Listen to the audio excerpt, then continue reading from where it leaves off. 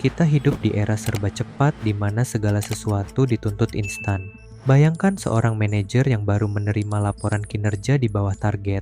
Tanpa sempat mencerna situasinya, ia langsung mengirim email bernada kecewa kepada seluruh timnya.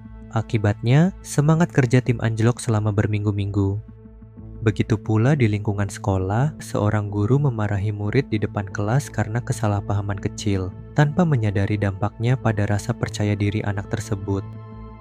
Kejadian seperti ini tidak hanya terjadi pada orang lain. Kita mungkin menyadari pola yang sama dalam hidup kita. Misalnya, sebuah notifikasi muncul di ponsel. Seseorang mengkritik kita di grup chat atau postingan sosial media. Tanpa berpikir panjang, jari langsung mengetik balasan pedas. Namun, beberapa menit kemudian penyesalan datang. Bahkan tokoh-tokoh berpengaruh pun tidak kebal dari kesalahan serupa. Ketika Elon Musk pada Mei 2020 menuliskan sebuah tweet singkat, "Harga saham Tesla terlalu tinggi menurutku," saham Tesla langsung mengalami penurunan signifikan. Apakah ini keputusan yang dipikirkan matang atau reaksi impulsif? Terlepas dari niatnya, kasus ini menunjukkan bagaimana kata-kata yang disampaikan tanpa pertimbangan mendalam dapat memiliki dampak luas, terutama di era media sosial. Hidup modern penuh dengan kejutan yang menguji kesabaran kita. Mulai dari orang-orang yang memancing emosi, situasi yang memaksa keputusan kilat, hingga momen-momen di mana ego berteriak untuk segera membalas. Namun sebenarnya, kekacauan yang kita rasakan seringkali bukan berasal dari situasi itu sendiri, melainkan dari cara kita menanggapinya. Mari kita bahas bersama bagaimana seharusnya kita menghadapi masalah dari sudut pandang stoik.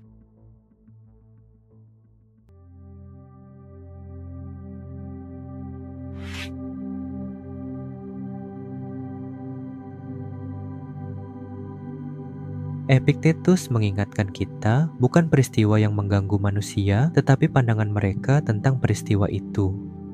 Dalam contoh manajer dan guru tadi, stoikisme akan menyarankan untuk memisahkan fakta dan nilai subjektifnya. Dengan demikian, ruang antara stimulus dan respons menjadi meditas latihan kebijaksanaan. Coba kita bayangkan dua situasi berbeda. Di situasi pertama, ketika mendapat kritik atau hinaan, kamu langsung bereaksi dengan emosi. Darah terasa mendidih, tangan mengepal, dan kata-kata kasar keluar sebelum sempat berpikir jernih. Ini adalah reaksi yang keluar spontan dan tanpa kendali. Sekarang, bayangkan situasi kedua. Kritik yang sama datang, tapi kali ini kamu berhenti sejenak. Tarik napas perlahan dan bertanya pada diri sendiri, apa maksud sebenarnya? Apakah ini serangan pribadi atau justru masukan yang bisa membantuku berkembang? Lalu, reaksi yang kamu pilih adalah untuk tidak membalas sama sekali atau merespons dengan tenang. Perbedaannya sederhana namun sangat krusial. Situasi pertama merupakan reaksi yang kendalinya ada di emosi, sementara situasi kedua merupakan respons yang dikendalikan oleh kesadaran.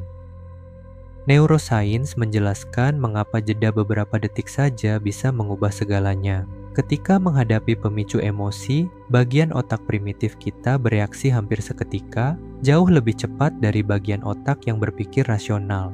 Dengan memberikan jeda singkat, kita memberi waktu bagi otak bijak untuk mengambil alih kendali.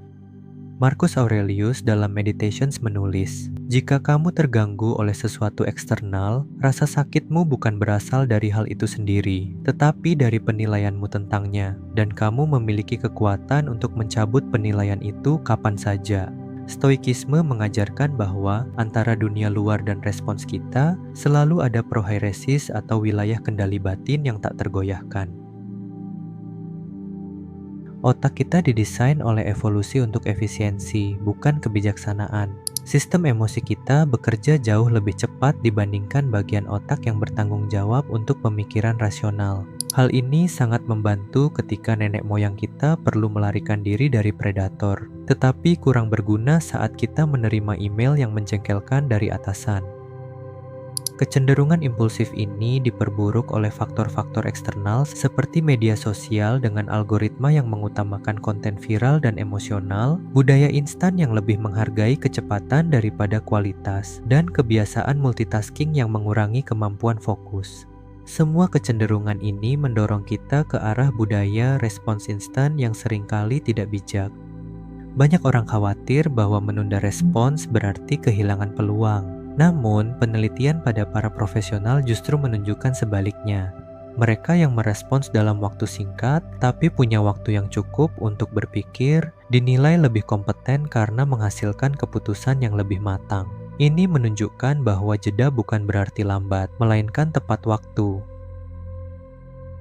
Para pemimpin sukses tidak hanya mengandalkan kecerdasan atau insting, tetapi juga kebijaksanaan yang selaras dengan prinsip stoikisme, yaitu mengendalikan apa yang bisa mereka kendalikan dan menerima apa yang tidak. Satya Nadella merupakan contoh tepat pemimpin sukses yang menerapkan filosofi stoik. Ketika mengambil alih Microsoft pada tahun 2014, ia menghadapi berbagai krisis seperti produk Windows 8 yang gagal di pasaran, budaya internal yang dipenuhi ketakutan akan kesalahan, dan inovasi yang mandek. Namun, Nadella tidak bereaksi secara emosional dengan menyalahkan tim atau panik. Sebaliknya, ia merespons dengan menerapkan prinsip stoik yaitu amor fati.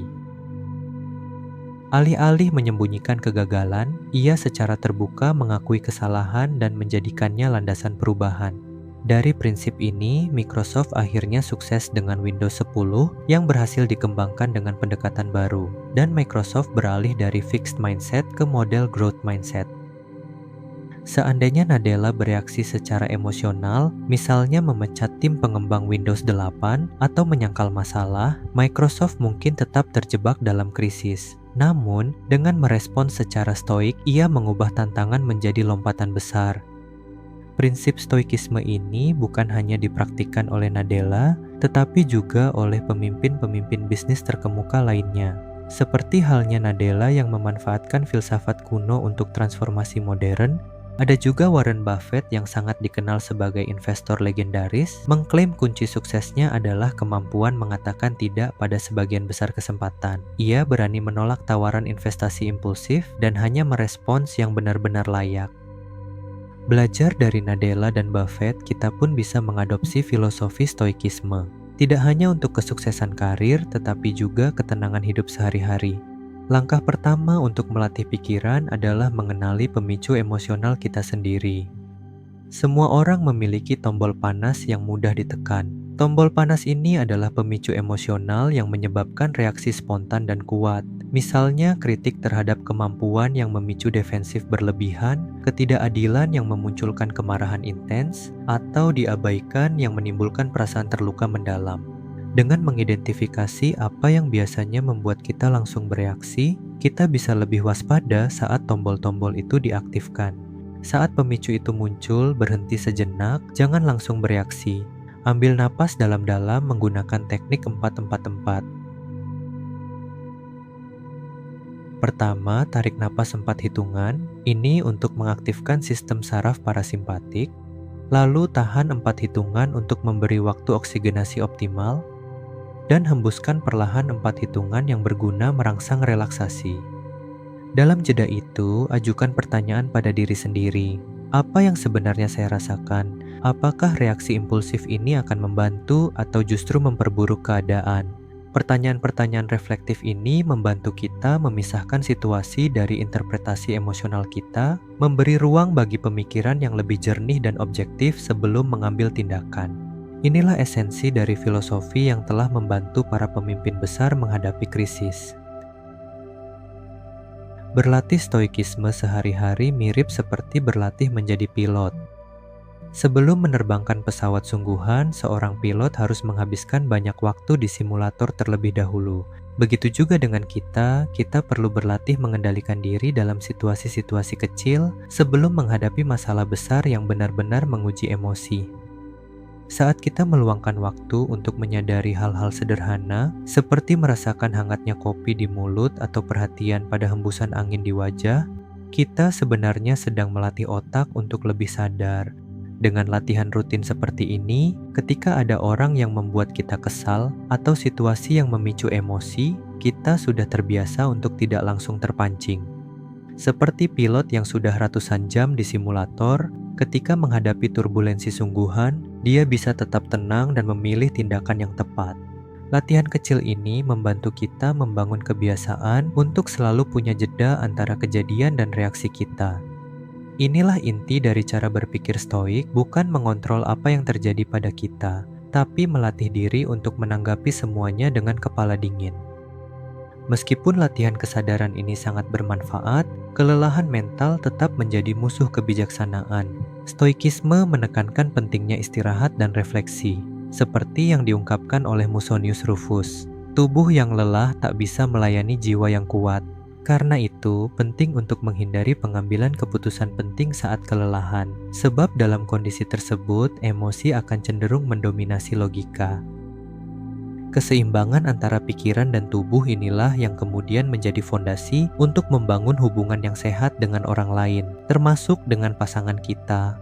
Stoikisme mengajarkan bahwa dalam hubungan, kunci kebahagiaan bukan terletak pada menghindari konflik, melainkan pada cara kita menyikapinya. Epictetus mengajarkan untuk menghadapi cacian dengan tenang. Jika mereka salah, itu bukan urusanmu. Jika caciannya benar, jadikan cermin untuk tumbuh. Hal ini sejalan dengan temuan Dr. John Gottman. Pasangan bahagia bukanlah mereka yang tidak pernah bertengkar, melainkan yang mampu merespons konflik dengan kepala dingin. Kebahagiaan sejati tidak datang dari ketiadaan masalah, tetapi dari kemampuan kita meresponsnya dengan bijak. Persis seperti prinsip stoik bahwa kita tidak bisa mengontrol apa yang terjadi, tapi selalu bisa mengontrol cara kita menanggapi.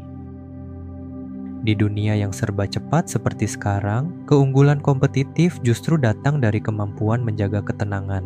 Seperti danau yang tetap jernih meski diterpa angin kencang, kita pun bisa memilih untuk tidak terganggu oleh hal-hal yang berada di luar kendali kita. Mungkin kebijaksanaan terbesar di era digital adalah kemampuan untuk berhenti sejenak, bernapas, dan memilih respons kita dengan sadar. Perjalanan menuju kebijaksanaan dimulai dengan satu jeda kecil hari ini. Dan ingat, bukan kecepatan melainkan kualitas responslah yang akhirnya menentukan hasil terbaik. Sebagaimana dikatakan oleh Seneca dalam salah satu tulisannya, kehidupan yang panjang bukanlah yang terbaik, melainkan yang paling terisi dengan kebijaksanaan. Demikianlah pembahasan rahasia orang hebat dalam menghadapi masalah dari sudut pandang stoik. Terima kasih untuk kalian yang sudah menonton sampai habis. Berikan pendapat kalian di kolom komentar ya. See you in the next dimension.